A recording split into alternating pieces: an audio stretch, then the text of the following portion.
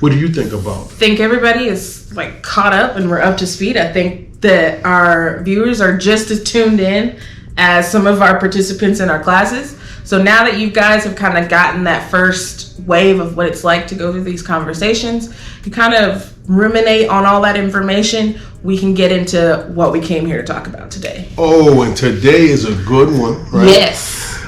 Today we're going to start off by talking about our guiding star. And when I say our guiding star, I mean one step at a time's guiding star is a concept that we like to call belongingness. Drop in the comments if you've ever heard the term belongingness or if you use the term belongingness. That's trying right. to get a gauge on what our folks know. Yeah. We like to know. Take your temperature. We like to know what belongingness or belonging means to you, right? And while you're in the chat, I'd like you to just say one word that you're feeling right now. This is just a temperature check before we get into this work.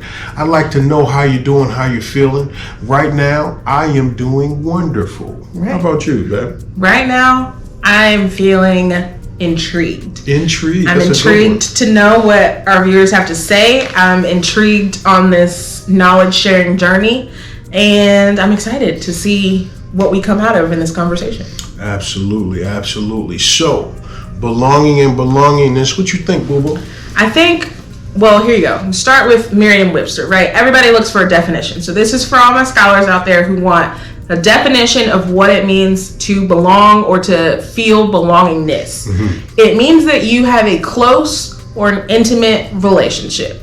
Now, there's several relationships we're talking about. Business relationships, familial relationships, romantic relationships, friendships, relationships between parents and children, your pets. Whatever the case may be, you feel close and you feel intimate to these different groups is what it means to belong. Now, I think one step we've kind of taken that and we've kind of put our own spin on it. Always. And it's to be more than just acquainted with somebody. It's more than just, he's my friend and I know he's my friend in conversation. This means that you feel accepted by these people, you feel like you get an adequate and a healthy amount of attention from this person or this group of people, and you feel supported by this group of people.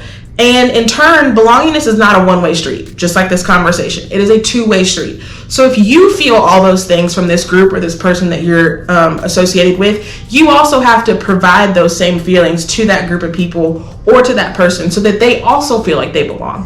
Because there's no one way to belong, and you can't only you belong, and the other people are like, well, I'm nice to them and I make them feel like they belong, but I don't quite feel it on the other side. That's not belongingness. So make sure that when you think about belongingness, you're thinking about it as a two-way street. That's super important when we talk about these types of relationships. That was great. That reciprocity part is really what struck me. Yes. You have to be able to give what you get yes. in a situation of belonging. As human beings, from an instinctual standpoint, have always sought to commune with each other. We have chosen to live in communities. We choose to engage in social programs. We choose these things simply to get closer with one another. Why? Because we're better together. Absolutely. And when I say we're better together, I mean that we commune with each other. We build civilizations, we build communities, we build cities, we build counties, we build states and countries to be closer to each other, because human beings are social animals. And when we belong, we not only feel good, we are more efficient, we are smarter, we are faster, we are just better together. That's why, for the people at One Step at a Time, belongingness is our guiding star. Absolutely. It is what we are seeking. to be the end all be all of this journey. So the journey that we started at the last conversation that we had, we took a few steps, and now we're here again having a conversation with you. But when we look up at the horizon where we want to be, at that point is belonging. Yes. At that point is together. At that point we want to be better together. Better together. It's that simple. And it's a concept that seems super simple to people, but if it's not intentional, it can be a lot harder than you may give credit for. Baby, how do you feel when you belong? Just you personally. Yeah, I feel happy. I feel like I've got a boost of energy. I feel more productive, especially in like a work setting, if you're thinking about it that way. If you feel like you belong, you feel like you're able to crank out more like good work and quality work. If you're at home, it makes you feel safe and it makes you feel comfortable. Otherwise, you live on pins and needles because you don't trust those around you if you don't feel like you belong. And when you get into those spaces, that's when you start living in that high level of anxiety and stress. And those types of things have physical ramifications on your body. So belonging is not only good for your mind and like your emotional state, but it's also good for your physical body as well. How do you feel when you feel like you belong? Lord have mercy. I feel valued. Yes, really. That's a good one. I feel wanted. I feel heard. Yeah. I feel respected and protected. Yes. I feel that someone is looking out for me, but not for any reason that I deserve. I think that a lot of times we are put in transactional situations in which we feel these ways because we're doing things for people. Yeah. But when you truly belong, just you is enough to be a part, right? So if you belong, just like my little sister, just her is enough to be my little sister and belong to me as I belong to her. Absolutely. And then we're just trying to identify specific relationships, what we're talking about, and specific relationships that we're not talking about. Absolutely. When you belong, you are a part just because. People want you to progress and do better just because. Just like Abigail said, if you're at work, you're no longer working for the company. You're working for the group that you belong to, right? The things that you do for your family, you do them for the family. They aren't your individual wants, needs, or desires. You now have the group want, need, and desire, and you put the group as a priority over yourself. We as human beings have instinctually developed these instincts. That's the word right there. We've developed these instincts because this is how we have survived throughout history. We have been able to cross-pollinate ideas, ways of life, cooking, culture. We've been able to give and take so much from each other just by belonging to groups. Absolutely. I think a really good example of belonging, if we're talking about what's going on in the world around us, is we think about the amazing strides that football coach Deion Sanders has made, not only with his team out in Colorado. Shout out to Prime. But Prime Time all day. But college football as a whole. There was a long time where college football was just for the entertainment of the audience. Not a lot of times did we really care about these kids and what they have to go through to put on that show for you every Saturday.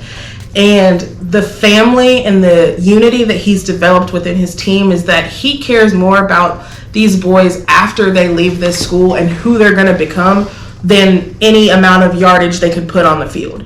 And developing that gives these kids something to lean on and something to hope for, where I'm more than the ball that I run up and down the field. And they'll probably take these lessons for the rest of their life. And it's just as simple as making them feel like they're important, they're desired, they're wanted just for who they are and not for what they can do. That's right. Those types of examples and experiences are things that change people's lives forever.